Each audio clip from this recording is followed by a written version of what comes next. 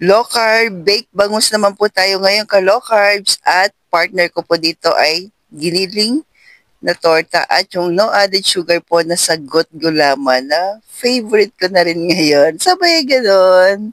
So, blessed day to you, ka-low carbs. Yung bangus natin, nilagyan na po natin ng asin at paminta. By the way po, shout out sa mga Damayo family po sa nagbigay ng ating bangus. God bless po. So, after natin lagyan ng asin at paminta, nilagyan ko na po ng konting kamatis at konting sibuyas. Pang-alis lansa ko po sa bangus, nilagyan ko muna o pinahiran ko muna po yan ng lemon. Then, binake na po natin. Ito po yung ating pinaka-sauce po, cheesy sauce, mayo, parmesan cheese ng grindahan. Pagsasamahin lang po natin.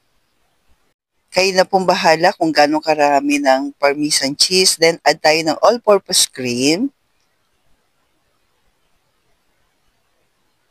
Yan. Kapag ganyan na po, add tayo po ng garlic po. Minced garlic po, all natural, organic. From, ano po yan, syempre, grindahan. Sarap yan ka-low carbs. Gamit na gamit ko po yan, yung minced garlic.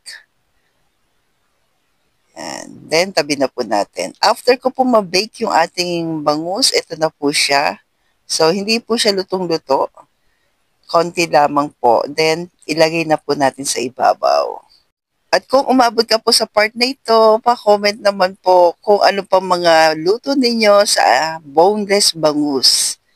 At buong puso ko po kayong pasasalamatan. Salamat po. Then, pag nailagay na po natin yan, ibibake po natin sa oven ng 180 Celsius po, 20 minutes. Yan. Sa aking oven po ay 180 Celsius, 20 minutes po siya. Pwede kayong mag-add ng cheese kung gusto po ninyo. Then, ito na po. So, stay healthy, stay low carb po, and God bless sa ating lahat.